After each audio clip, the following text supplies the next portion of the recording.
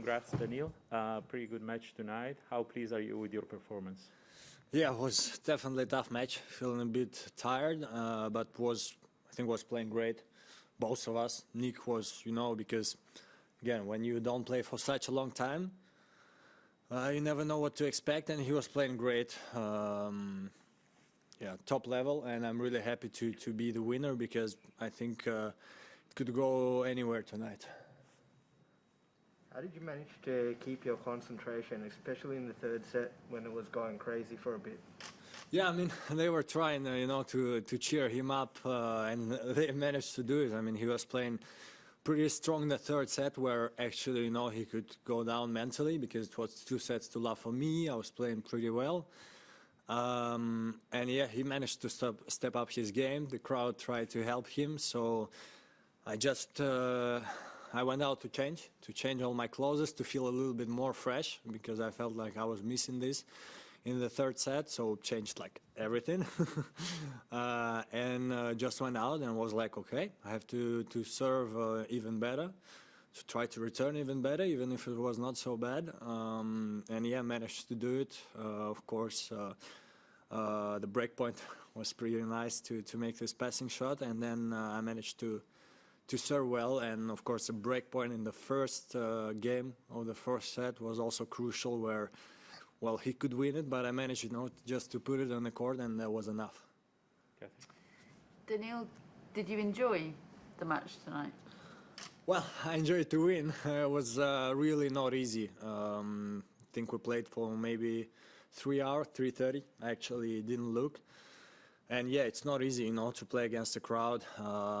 But I feel like these matches, they're not easy to play, but they stay as fun matches afterwards because in the end, yeah, we gave the crowd a big show. I think probably Nick more because, well, he's a big entertainer.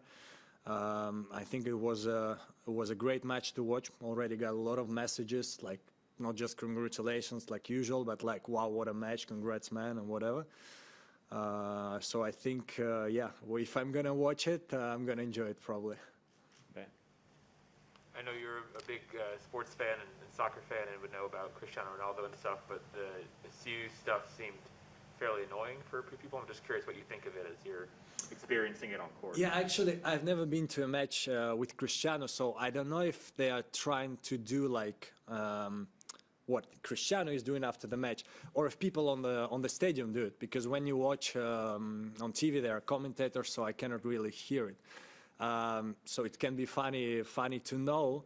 I actually wrote see you in the camera afterwards because when Jim on the court started talking about this, I was like, well, okay, I'm going to write it then because everybody's doing it, so I guess that's the thing to do. And yeah, the only thing is that, yeah, between first and second serve, that's where, well, it's tough. It's not good for the game, I think, to do it because probably people don't know, but when you're getting ready for the second serve, well, it's a tough moment, and I think, yeah, people should respect both players and just, don't talk in these moments. If not during the match, again, it's not easy to be there when the whole stadium is against you.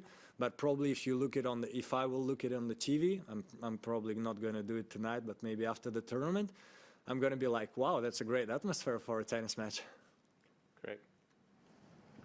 Daniil, it was a high-profile match. It was a match of high standards and a very tough opponent. So to get a match like that at this stage, how important is that for you to use that to go through the rest of the tournament? I think really important because I can say it's definitely an unlucky draw, like a tough draw, because sometimes in slams, when you're high seeds and you have some sensations first rounds, you can have a kind of draw where you can, go, I don't want to say pretty easy because every opponent is tough, but like you can know, okay, this opponent I know how to play, him maybe I know that physically I'm better than him. Against Nick, it's a tough matchup. I know that he can serve big, and yeah, that's already really tough. Like I felt like I was returning really well today, and yet to break him, it was really tough. But these kind of matches, first, second, third round of the slam, it's like a big challenge where if you make it, you feel like, okay, well, if I continue playing like this, I can go far. Of course, it will depend on the other opponents.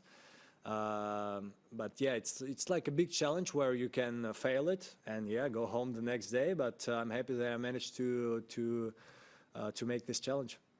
Scott. Daniil, Nick talked you up big time as the player to beat during his conference. What's it like to have that? What's your reaction to that? What's it like to have those expectations as the sort of the acting number one in the tournament?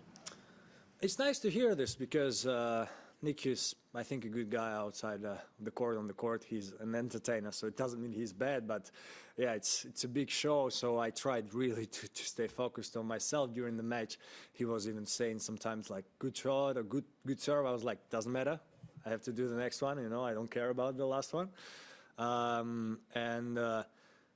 He's somebody that can beat anybody. We know it. Like when we say anybody, it means anybody, including Rafa, Roger, and Novak, and any top 10 player, because he has a lot of motivation to do it.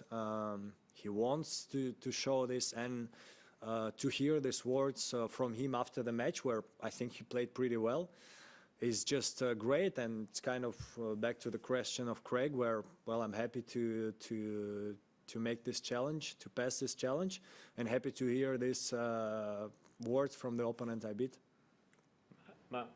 Daniil, that was the first time you'd beaten Kyrgios after losing the previous two. Just wondering if you compare yourself as a player now to, say, the player who played him in the Washington final of 2019, what parts do you think you've improved the most?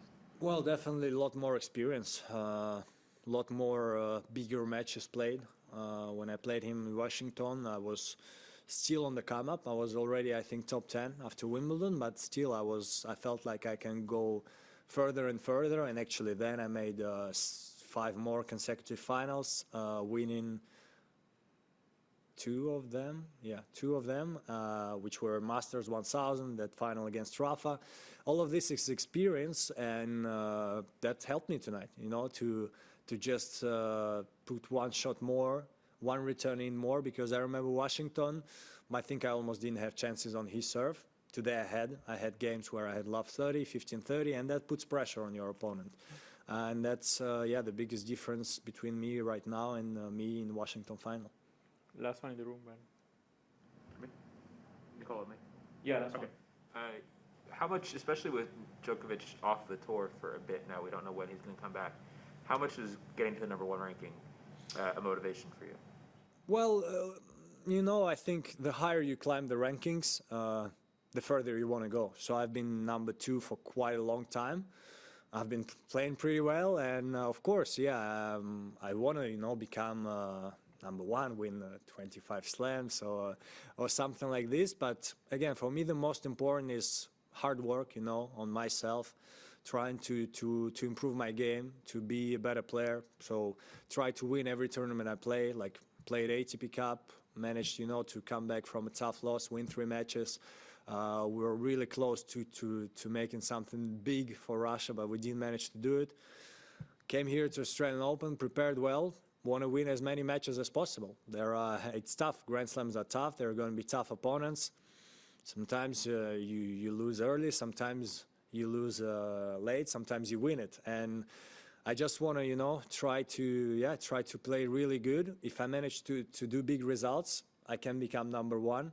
Especially, of course, with Novak losing his points here. I mean, we cannot not talk about this.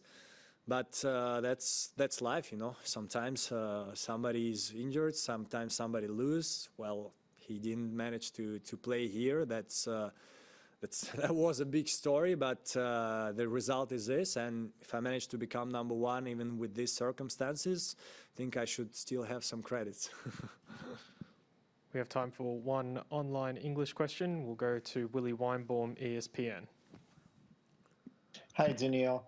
When you think about what sets players apart specifically on hard court, what do you think it is about your game that's especially well suited to the surface?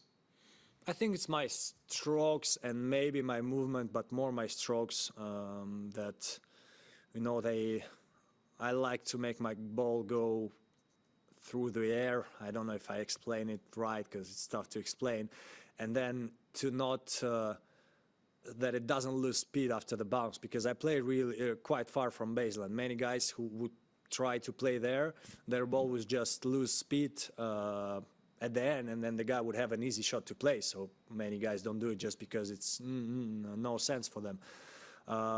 I try, to develop my game, to improve my game, to see how I can make my opponent in trouble, no matter which surface. But yeah, so far I've been better on hard courts, because I feel, when do I have to play on his forehand, when do I play on his backhand, when do I play short, when do I play deep, and I have this extra feeling on hard courts, which I sometimes did have even on clay courts and grass courts, but not like every match, and that in Grand Slams you definitely need this for every match for 2 weeks.